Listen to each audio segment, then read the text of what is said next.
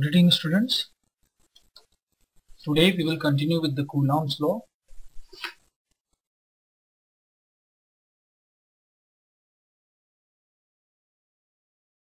In last time we have studied about Coulomb's law. As per Coulomb's law, the force between two charges is directly proportional to the magnitude of the multiple of the multiple of the magnitude of the charges on them, and directly proportional to 1 upon r square, or inversely proportional to the square of the distance between them. So today we will study about the vector form of this particular law. For example, we have a charge q1 and we have another charge. This q1 charge is making a vector r1 with a given origin.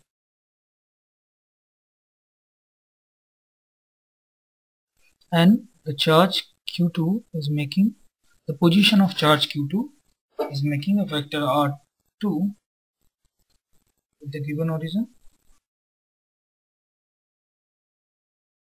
Then the vector which is joining them will be denoted as the vector r21. Okay, r1 vector and r2 vector. r21 which will be equal to r2 vector minus r1 vector, and the direction of r21 vector will be from q1 to q2. From q1 to q2. Now the force which will be experienced by q1 and q2 because of each other will be of repulsive nature, because both are positive charges. So the force will be of repulsive in nature. They both will experience the force that will be in repulsive in nature, and that will be along the vector r21. So the force on q2 will be q2 by the q1 will be f21 vector, and the force on q1 by q2 will be f12 vector. So f21 vector, the force on q2 will be along the r21 position vector, and f12 will be opposite to the r21 vector. So both will be repulsive in nature. As we know, in this case q1 and q2 will be greater than 0. That means both are positive charges.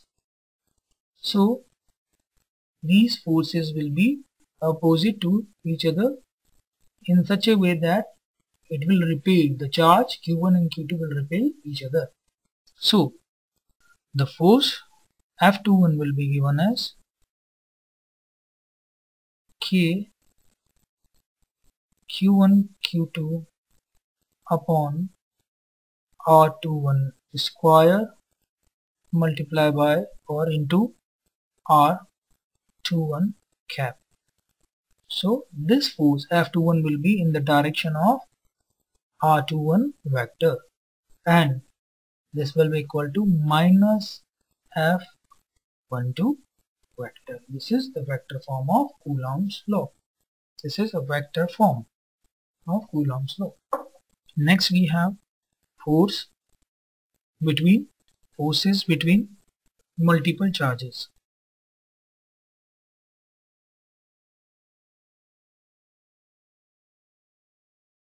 See, the mutual electric force between two charges is given by Coulomb's law.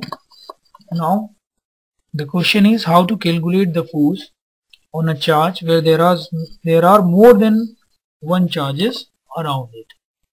Okay, so we will consider a system. Let's say we have n stationary charges q1, q2, q3 and qn in vacuum, and the force on q1 due to these charges we have to calculate.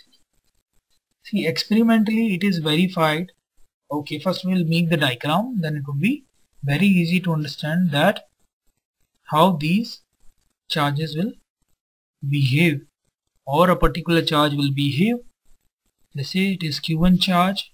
In system we have Q2 charge, we have Q3 charge, we have Qn, Q4, and so on and so forth. We have Q and charge.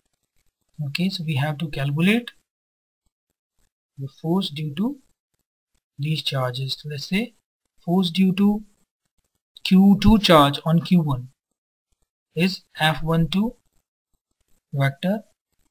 Force on Q1 due to Q3 is F13 vector. Force due to Q4 on Q1 will be F14 vector. Force due to Qn on Q1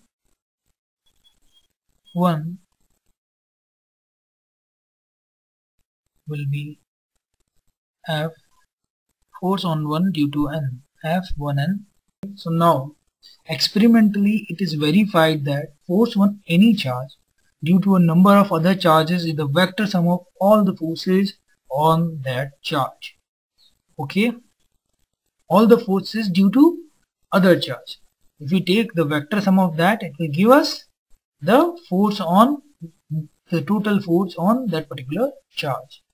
Okay, this will be termed as principle of superposition. So the total force on Q1 charge F will be given as, or force on 1 will be given as F force on 1 due to second charges Q2 charge plus force on Q1 charge due to Q3 charge plus force on Q1 charge due to Qn charge, the vector sum of all the charges, and this will be termed as principle of superposition. It will follows principle of superposition. Now if we write all the forces, that will be given as F on Q1 due to Q2, F12 will be as K Q1 Q2 upon R12 square into R12 cap, whereas R12 will be the vector which is joining Q1 and Q2. Same as we have R13 vector, we have R14 vector, we have R1n.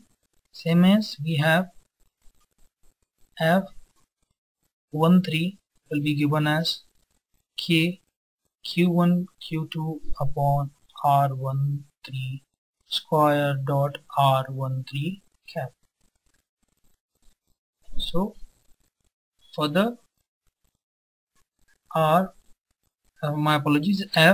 on Q1 by Qn charge will be given as K Q1 Qn upon R1n square in the direction of R1n cap.